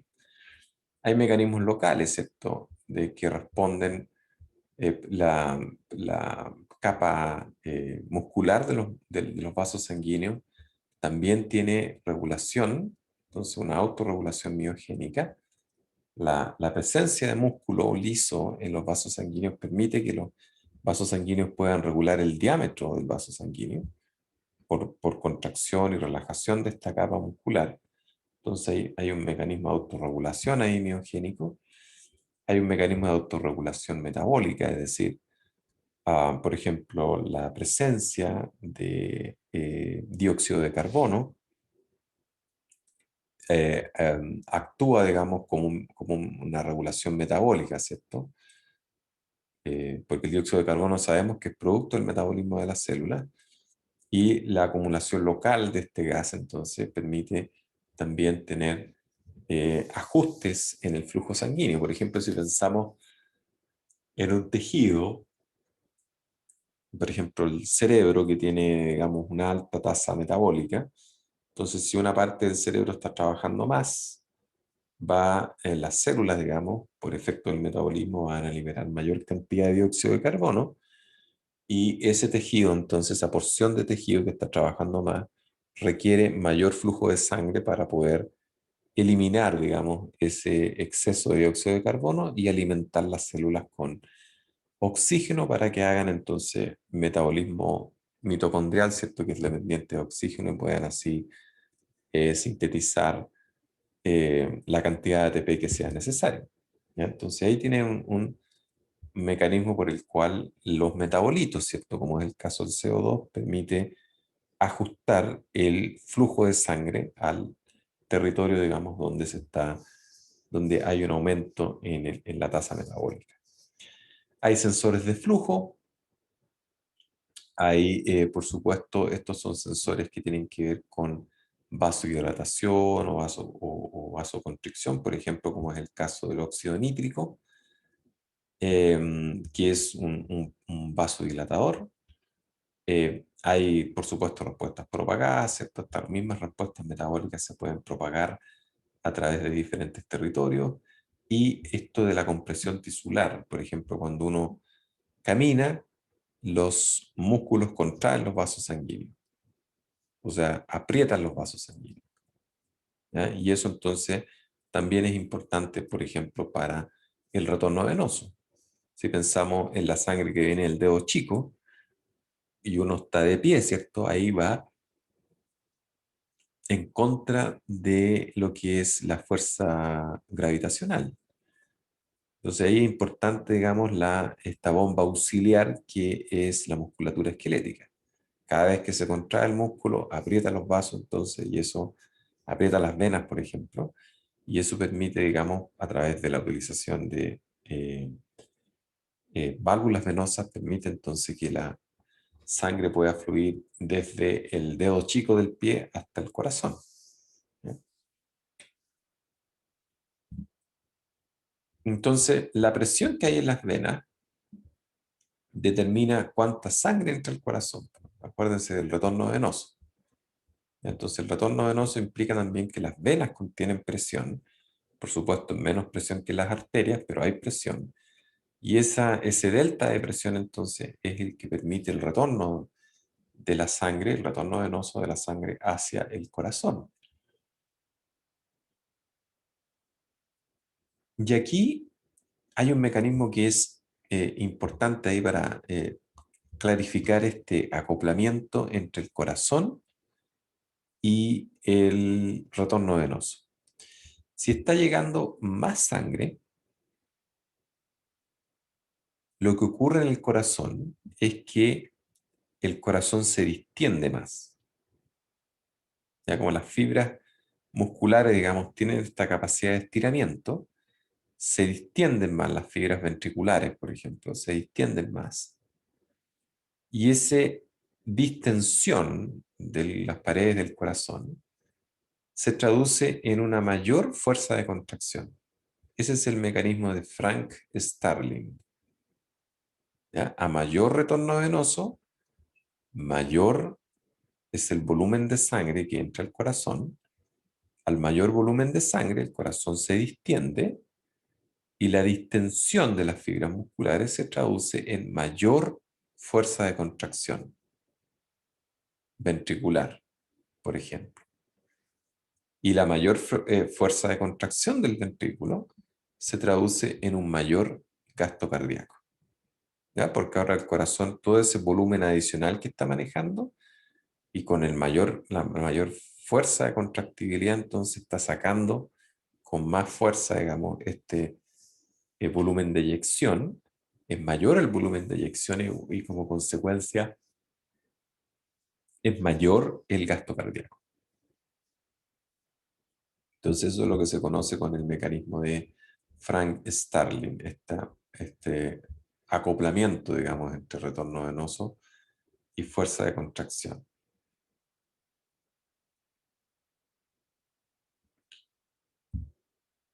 Y un ejemplo interesante, miren, ahí tenemos la frecuencia cardíaca y la fuerza con la cual el ventrículo se contrae. Entonces, en un corazón que es normal, tenemos esta curva. Entonces, en la medida que aumenta la frecuencia cardíaca, aumenta la frecuencia de contractibilidad hasta un punto, ¿cierto? Y luego esto decae. Entonces, si pasamos los 180 latidos por minuto, ya el corazón comienza a no poder manejar, digamos, esa velocidad de contractibilidad, ¿cierto? Esa frecuencia de contractibilidad y comienza entonces a tornarse deficiente, digamos, en torno a esa frecuencia cardíaca. Digamos. Por eso que es peligroso que los latidos cardíacos aumenten por más de 180 latidos por minuto. ¿Ya? Y finalmente, si se llega, digamos, a una frecuencia límite, el corazón se detiene. ¿Ya? Hay un paro cardíaco con frecuencias cardíacas que van por sobre los 180 latidos por minuto.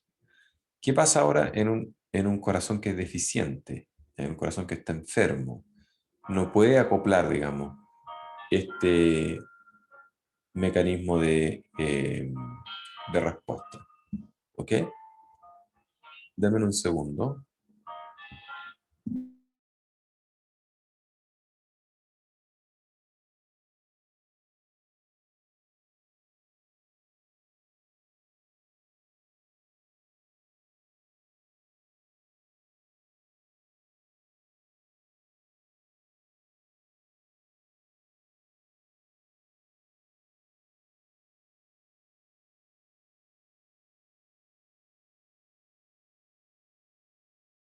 Ya, acá estoy de vuelta.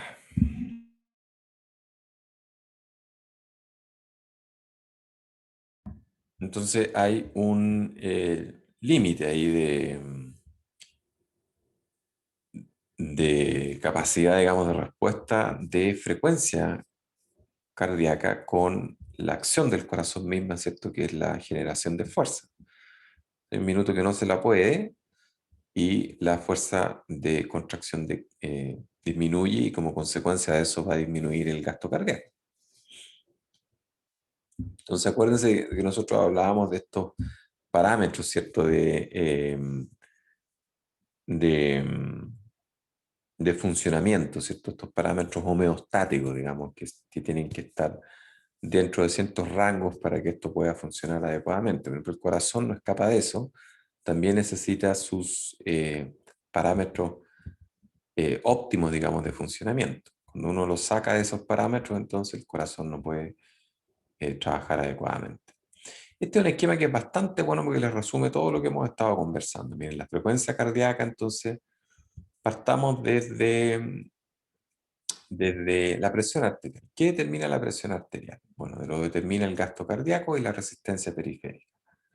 La resistencia periférica es lo que decíamos de el nivel de contractibilidad que tienen los vasos sanguíneos, de resistencia especialmente, que son las arteriolas y las vénulas, que permiten regular, digamos, el paso de sangre hacia los territorios donde hay intercambio, hacia los capilares.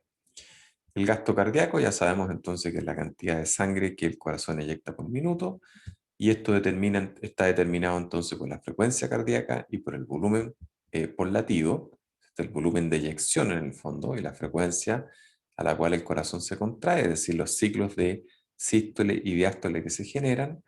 El volumen de eyección está determinado entonces por el tamaño del ventrículo, por supuesto por la cavidad ventricular, o sea, cuánto volumen el ventrículo puede manejar, y por supuesto este fenómeno de acortamiento de las fibras miocárdicas, ¿cierto? Este mecanismo de Frank-Starling, que determina entonces la fuerza con la cual el corazón se va a contraer y por supuesto el volumen de eyección que el corazón va a hacer en cada latido del miocardio.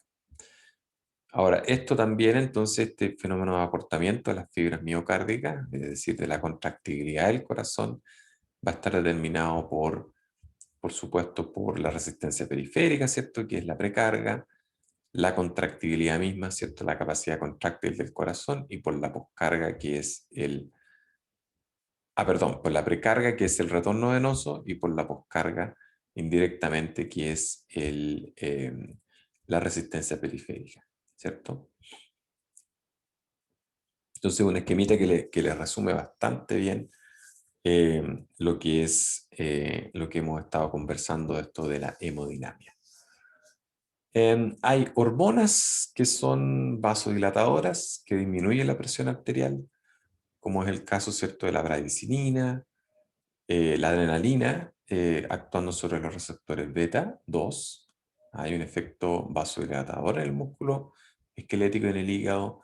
La hormona esta natriurética del corazón, por esto de la natriuresis, ¿cierto? La eliminación de sodio por parte del riñón. El óxido nítrico, que es generado entonces por esta enzima, ¿cierto? Que es la óxido nítrico sintasa. Y esta es la que produce efectos vasodilatadores en general, ¿cierto? Y es el mecanismo que utiliza el Viagra. Y otro tipo de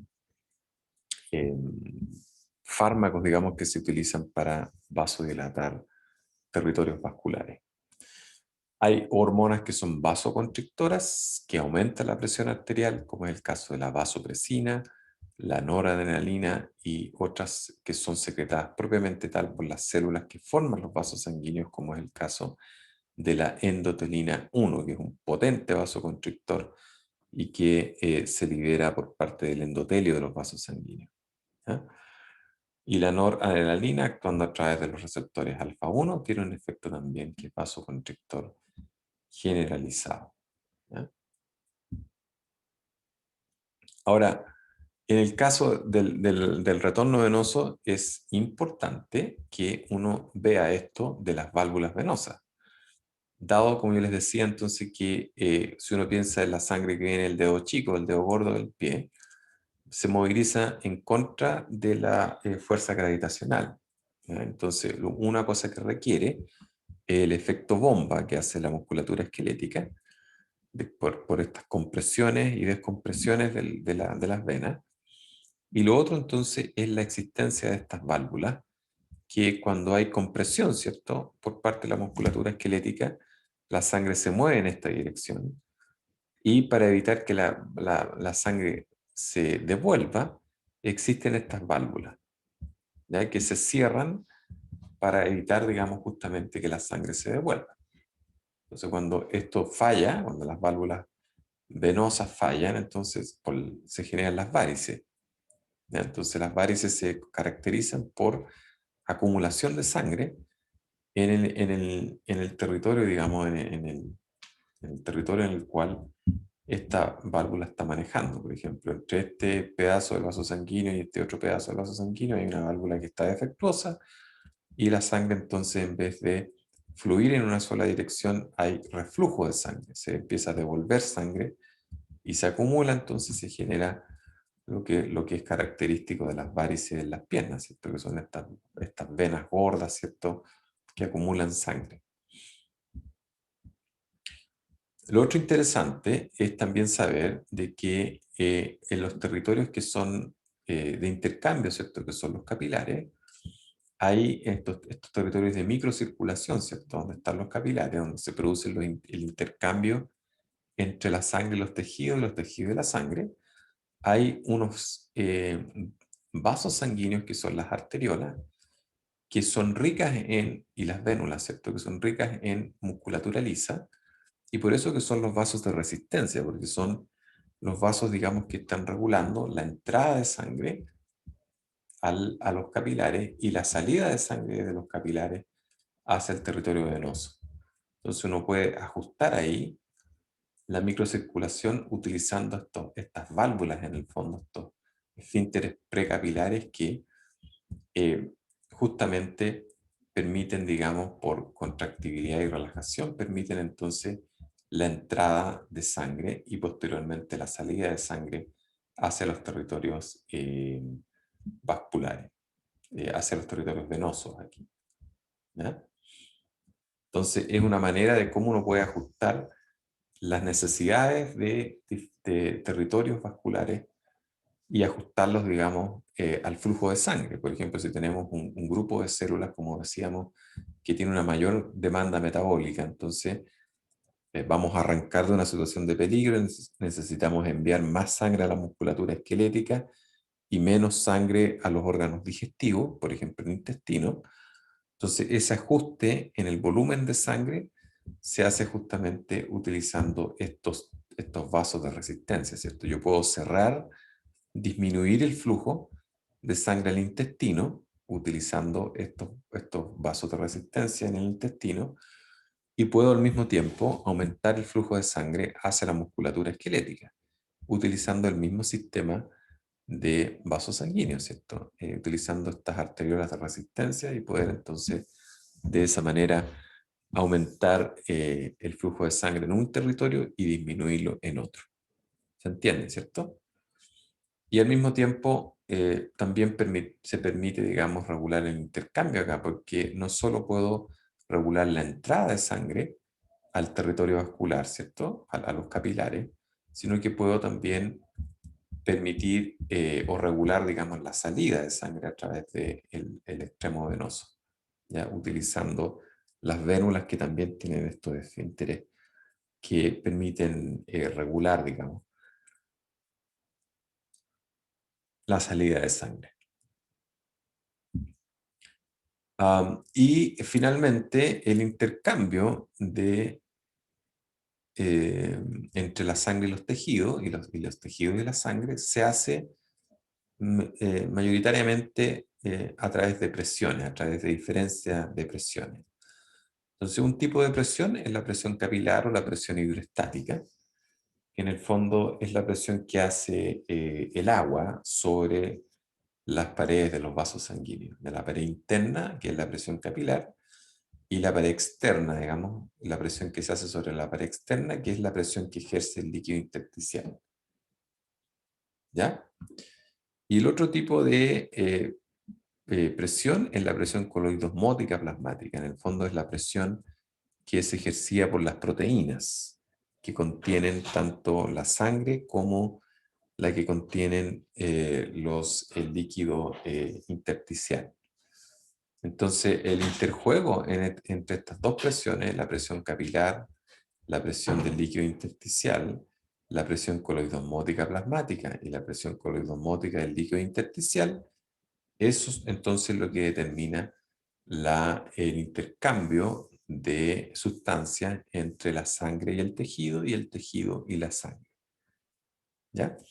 Uno puede pensar, por ejemplo, en algo fisiológico y patológico también, que es la formación del edema, que es donde entonces hay mayor presión capilar hidroestática, hay menor presión oncótica, capilar oncótica, y por lo tanto entonces hay paso, digamos, de flujo neto de agua entonces hacia el tejido y con la consecuente entonces acumulación de líquido de agua en el fondo en los tejidos.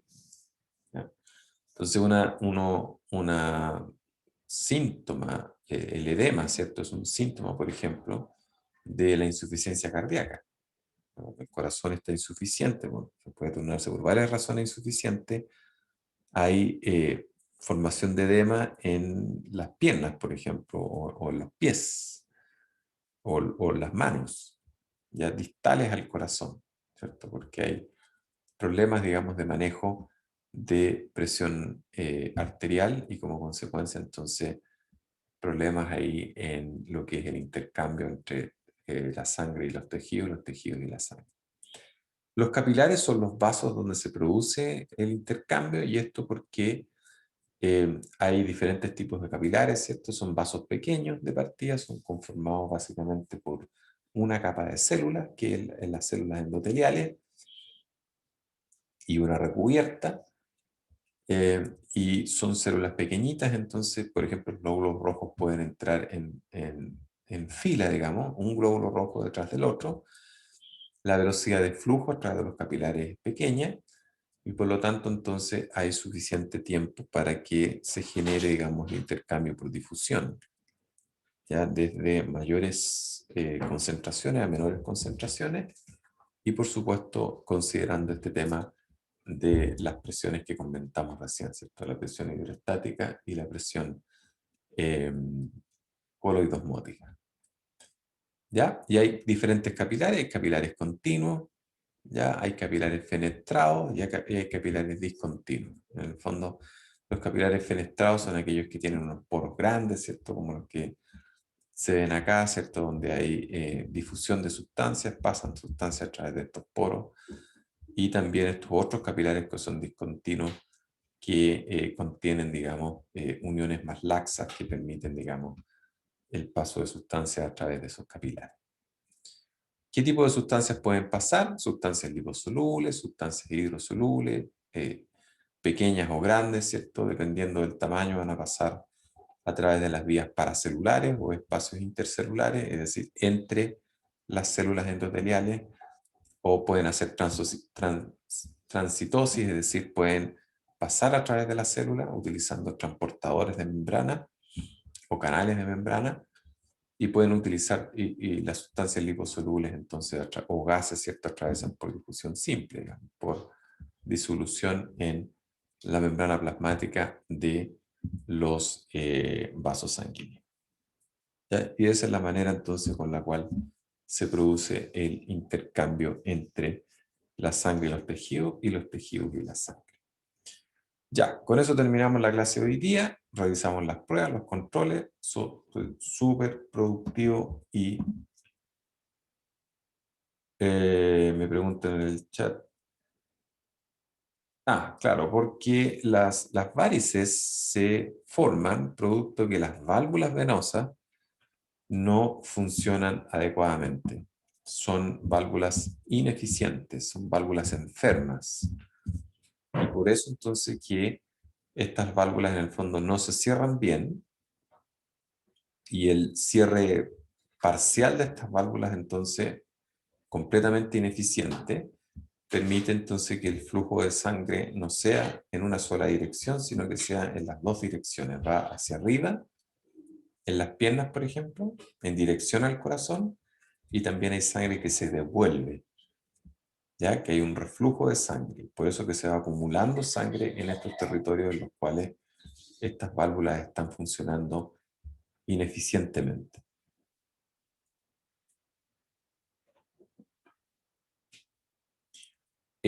Por lo general, cuando hay formación de estas varices, ¿cierto? De estas válvulas ineficientes, lo que queda, digamos, es un tratamiento farmacológico que básicamente implica el cierre, digamos, de esa porción del vaso sanguíneo que está, o del vaso sanguíneo que está defectuoso. Y ahí eso va a depender si es un vaso sanguíneo pequeño, ya donde da lo mismo, digamos, cerrar ese vaso sanguíneo, o puedes, si es un vaso sanguíneo grande, digamos, requiere tratamiento quirúrgico, requiere la remoción de ese vaso, y si es un vaso muy importante, el reemplazo de ese vaso venoso. El subir las piernas tiene que ver más que nada con ayudar al sistema a que pueda, utilizando la gravedad, ¿cierto?, poder ayudar al sistema a devolver sangre a través del retorno venoso. Pero eso no implica que vaya a tratar, digamos, el problema de fondo, que es o vaya a curar el problema de fondo que son las válices, que en el fondo es la válvula venosa que está defectuosa. ¿Ya? Claro, me preguntan, en algunos casos estos vasodilatadores como el Viagra pueden producir problemas cardiovasculares graves, digamos, como incluso producir la muerte por vasodilatación. Porque una de las cosas que produce la vasodilatación es la caída de la resistencia periférica. Y la caída de la resistencia periférica puede hacer caer el gasto cardíaco. ¿Ya? Y el gasto cardíaco, entonces, acuérdense que es sangre, ¿cierto? Estos 5 litros por minuto que está inyectando el corazón.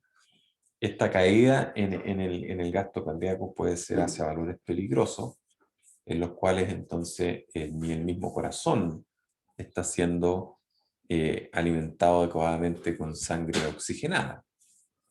Y por lo tanto entonces puede significar incluso un paro cardiovascular. Entonces, el Viagra, por ejemplo, que es un vasodilatador que se usa para tratar la disfunción eréctil, es peligroso en personas que tienen condiciones cardíacas previas, ¿cierto? Porque en un corazón que es deficiente, un incremento, en una baja considerable de la resistencia periférica puede llevar a una caída importante en el gasto cardíaco y desmayos, ¿cierto? Síncope e incluso paros en la respuesta, en el corazón, ¿cierto? Paro cardíaco. Eso. ¿Alguna otra pregunta? Respondí todo lo que estaba en el chat. Bien, con eso terminamos la clase hoy día y entonces la siguiente prueba tiene la misma dinámica y eso, cualquier cosa se contactan con la delegada para que me pregunte cosas a través del chat. ¿Ok? Gracias, profe. Profe. Ya, que Chao. estés súper bien. Ya, que esté bien.